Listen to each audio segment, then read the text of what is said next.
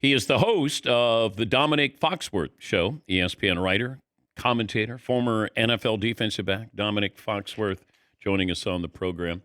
We spent a little bit of time, maybe too much time, talking about Philip Rivers. Philip Rivers, Hall of Famer, a semifinalist for the Hall of Fame this year. And then we brought in Matt Ryan as well. So if you had to choose between Matt Ryan and Philip Rivers, Hall of Famer, who would you pick? It's so hard to get into the Pro Football Hall of Fame. I think since it's only like 13 guys, like since the 90s that have gotten in, since like the early 90s, at quarterback, that is. So, okay, whose career would you want? Yeah, you put me on the spot. So Matt Ryan obviously won an MVP, was an All-Pro. Philip Rivers was probably better longer, but never was an All-Pro. But that might be a result of the people in his conference and never won an MVP. I got to be honest, just off the top of my head, I think of Philip Rivers as a better quarterback. But I also know that the numbers don't really support that there's a huge difference between the two of them. And also Matt Ryan's made it to a Super Bowl and lost one. But I think ultimately, we respect Philip Rivers' career more than we do Matt Ryan. So if you give me one, I think I'd rather have Matt Ryan. Okay, I'd rather have Philip Rivers. Matthew Stafford, first ballot Hall of Famer? Nah, I mean, not first ballot. I think he wins another one this year, then we're talking first ballot. I think, obviously, this is a team sport, and as much as it sucks, you want the Hall of Fame to be an individual award. As great as he's been, like, his team success just came kind of late. So I think one more, he's probably first ballot. But with just one Super Bowl and, like, the end of his career really defining his career, I don't think he's first ballot. Yeah, but he might be MVP this year. Yeah, of course. It's hard when you ask me a guy whose career is still going on, which I guess – Philip Rivers' career is still going on too. Yeah, that's true. Matt Ryan, if you stop Matt Ryan today, I'd say not first ballot. Matt Stafford, not first ballot. He wins MVP this year, wins another Super Bowl, then of course, first ballot. How does this work out for Philip Rivers and the Colts? Poorly. I don't know. Like, as much as he's older than me, and as much as I would want older guys, I played against Philip Rivers a bunch in college back when Maryland was in ACC, and a bunch when I was in Denver and he was in San Diego. So, like, obviously, I'm rooting for the older guy to have success, but it's really fast and it's really hard. And his career didn't end because he was tired of playing football. His career ended because he was not producing. So I'm not sure what some time off, some rest is going to do, but I don't imagine that it's going to go all that well. I think they're probably better off when Riley Leonard gets healthy, or I don't know, someone who's actually been playing football. I know he's been coaching, but it's so fast. It's so violent. And we see Aaron Rodgers, who hasn't stopped playing. Like, obviously, the threat of getting hit has changed the way that he plays. I'm assuming that Philip Rivers is a normal human being, and he's going to be a little skittish. Okay, explain that to me, that you can see that Rodgers, he's different now because he's afraid of getting hit. Yeah, I mean, and saying he's afraid of getting hit makes it feel insulting. Like, he's a reasonable person, and he can't move the way that he can normally move. Like, yeah, that willingness to hold on to the ball for a half a second longer and have a 250-pound super athlete jump through your chin it changes. It changes a lot when it hurts a little bit more and when you're not as explosive, and also when you don't feel like you're in contention in the way that you once were. So I think I'm not the only one who notices it. Like, we all see it. He's more quick to get rid of the ball. And the reason why I think he had good numbers last week is because the Ravens can't rush the passer. As soon as you get someone who can rush the passer, you'll see the Aaron Rodgers that we've seen most of this season return. Who's the one quarterback, though, that above everybody else was going to stay in there and he was going to take the hit? Whew, man. I think of like young Drew Brees as a guy that got hit a bunch and was willing to stay in there. Really? Yeah, he and again, this goes back to him in San Diego and earlier in his career. I think he later in his career with the shoulder injury, or excuse me, elbow injury, and the age, his offense turned into quick pass stuff. But like, that is something that stands out in my mind. Of course, Steve Young was a guy from growing up watching him. And Brady is definitely that guy who was able to do that. He didn't do it nearly as much in Tampa, but was willing to stand in there and take those shots. Dang. I'm always amazed, though, when we usually see the end result, we don't see that quarterback getting smashed. It's like right before he's going to get hit, and then we go, oh, did he complete touchdown? And, meanwhile, he's getting a spatula and they're, peeling him off the AstroTurf.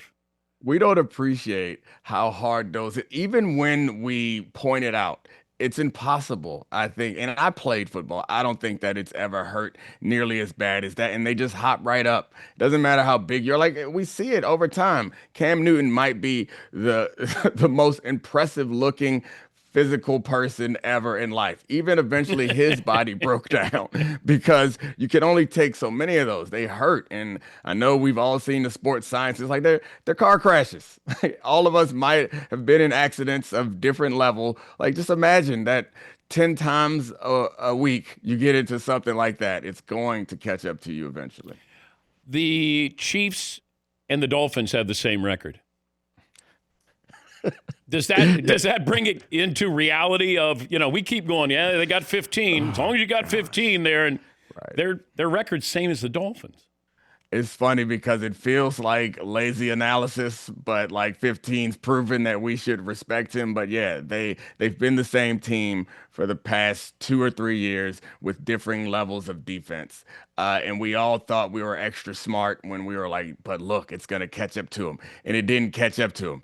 It finally has caught up to him. Like the drop passes, like of course these guys are professional football players. They're not gonna drop a lot of passes and they're going to have penalties. Like these things gonna happen. It just felt like in those situations it always went their way in the past. And then of course, if you're in a close game, that's when the value of a quarterback goes up. So this team survived a lot, beating teams that were better than them because of good fortune, good coaching, and a great quarterback. And ultimately, it caught up to them. Talking to Domonique Foxworth, host of the Domonique Foxworth Show, ESPN writer and contributor, former NFL defensive back.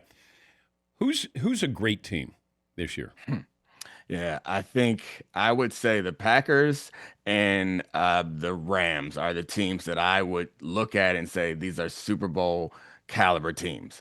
Sometimes teams that don't look like Super Bowl caliber teams end up winning the Super Bowl. It happens probably a couple times a decade, 2, 3, 4 times a decade. That could certainly happen this year. No one in the AFC do I look at and say, oh, yeah, they're definitely. I'll shoe them in. I can guarantee they'll be at least in the conference game, and it'll be a fluke if they don't make it.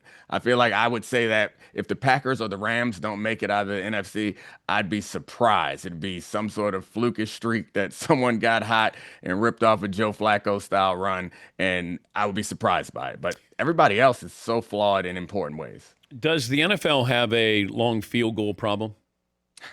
Yeah, it hasn't gotten there yet for me. Like I get the point that you're making, but I also feel like combined with the change in the kickoff rules and the aggressiveness on fourth down, I think the incentive to kick a long field goal is still not really that overwhelming. Like I think right now we're kind of in a sweet spot where guys are likely to go for, or teams are likely to go for it on fourth down. It feels like even within the five, we've had more teams go for it on fourth down, which is what I want. Like I love the suspense of a last second field goal, but I like it at the last second. If you're in the red zone in the third quarter, I want you to go. I want you to throw the ball. I want you to play football and not kick.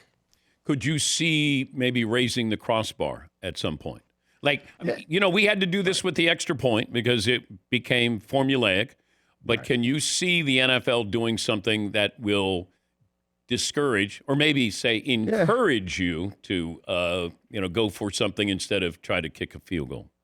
I could see it happen. And again, I haven't seen the numbers from this season. But I don't get the sense that it's become a problem. And I think when you score, if you kick a field goal or you score a touchdown, the kickoffs, I know the starting position has moved up for a lot of teams. So it doesn't feel like as good of a proposition to give up 3 points and then give them the ball on the 35. They get one first down and they're in field goal range again. So like I still don't feel like we're there, but if we get there, the NFL will have no problem changing the rule. But I'm not sure that they would move to crossbar. They're smarter than that. I think they would do something outside of making a more obvious change, because that's when we get upset, when it's something we can see and it bothers us. Like they tweak the rules to a certain extent that changes the incentive structure the way that I'm talking about. Maybe they move the kickoff where they move the kickoff up even or back even further so that it even more accentuates the idea that if you score, it better be worth it because you're going to give the other team the ball at midfield. That's worth 7 points. That's not worth 3. Why don't we have lasers going up the goalpost? Because we're Lights. like, I mean, no, it can be an exact science. right. They choose not to make it an exact science. Because we didn't build, I think the idea that this was going to be a thing that happened, those uprights, they were so high. No one was kicking over them at any point. I think putting lasers at the top of the uprights that turn on for field goals and extra points might be something worth doing that we wouldn't change, or use the chip that's in the ball. But nobody was kicking it over the uprights before in the past. That's a new thing. Okay, but now they are. I mean, you could do fun colors there. This is we're in the entertainment business here. I mean, you are betraying the gray hair that you have. It's like, what are we doing? Like, I thought that you're a future guy. You want AI referees too? Like, I would have assumed. So I'm the old guy, the curmudgeon that's like, don't put lasers on my field. Like, I want football. Let's run the ball 3 yards, cloud of dust. I added this gray hair. I actually have dark hair. I put this on. Yeah. It's beautiful. I like it. I need to get some. You will. It's coming your way. Do you have any thoughts on the college football playoffs? Yeah, I mean, it's funny that we're arguing about these teams that I think don't have a chance of getting in. But I think ultimately, while we do focus, we zero in on these these micro issues. The macro issue is that college football is trying to build these new structures on top of a faulty foundation. And as long as we have these conferences where the talent is the talent differential is so disparate, there's only 12 games, so you're not going to get a good idea of who's actually good and who's actually bad. There's no way to solve this. There's not a playoff bracket big enough, I think, to get an actual champ. Like, we're in the between.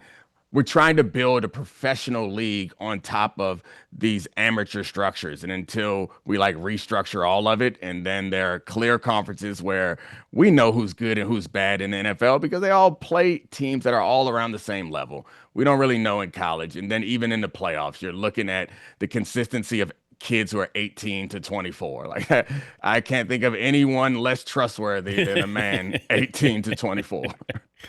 Good to catch up with you again. Thank you, Dominic. No problem, Dan. Thank you. Domonique Foxworth, host of the Domonique Foxworth Show, ESPN contributor, former NFL defensive back.